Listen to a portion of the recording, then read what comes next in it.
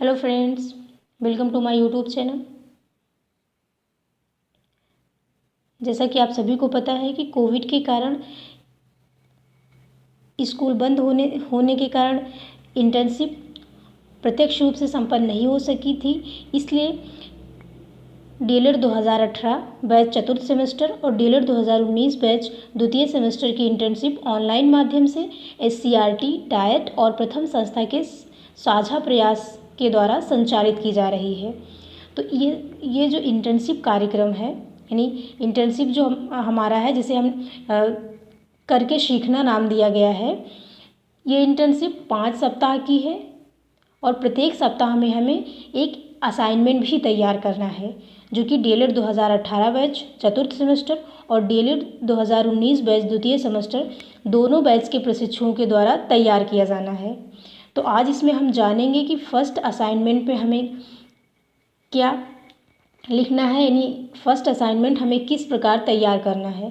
तो चलिए देखते हैं कि फर्स्ट असाइनमेंट का विषय क्या है। यानी जो फर्स्ट असाइनमेंट है उसका टॉपिक है कि अभिभावक के साथ हुई बातचीत और पहले सप्ताह की गतिविधियों का फीडबैक रिपोर्ट। यानी अभिभावक के साथ हमारी पहले सप्ताह में क्या बातचीत होती है और उसका हमें क्या फीडबैक मिलता है, यानी जो गतिविधियाँ हमारे द्वारा करवाई गई हैं उनका हमें क्या फीडबैक प्राप्त होता है, बच्चे के लर्निंग में क्या सुधार आता है, इन सब की एक रिपोर्ट हमें तैयार करनी है।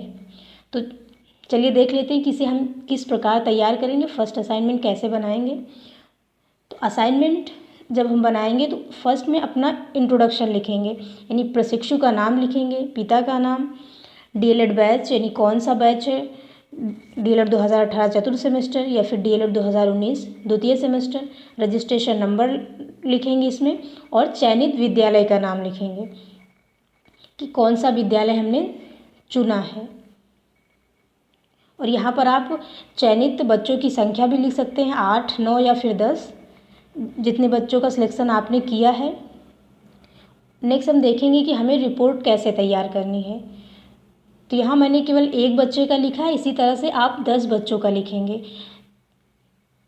यहाँ आप केवल ये बताना मकसद है कि आपको फीडबैक रिपोर्ट कैसे बनानी है, इसलिए मैंने केवल एक बच्चे का लिखा है और आपको ऐसे ही 10 बच्चों का लिखना है। तो इसमें सबसे पहले हम क्रम संख्या डालेंगे, उसके बाद विद्यार्थी का नाम और प्राप्त फीडबैक, ये हमारी हेडिंग होगी। इसके अंतर्गत हम लिख लेंगे विद्यार्थी के नाम में विद्यार्थी का नाम, पिता का नाम, मोबाइल नंबर, इतनी जानकारी लिखेंगे। उसके बाद हम फीडबैक, जो हमें फीडबैक प्राप्त हुआ है वो लिख देंगे। जैसे कि मैंने लिखा है कि बच्चे के अभिभावक से बात करने पर जानकारी हुई कि बच्चे के पास रेगुलर फ़ोन है, यानी जो फ़ोन है वो रेगुलर फ़ोन है, यानी कीपैड का फ़ोन है और बच्चे द्वारा गतिविधि की गई हैं। यानी अभिभावक ने हमें बताया कि बच्चे जो गतिविधियाँ भेजी जाती हैं वो बच्चे के द्वारा की जाती हैं। तो इससे हमें फीडबैक प्राप्त हुआ कि जो गतिविधि हम भेज रहे हैं वो बच्चे के द्वारा की जा रही है।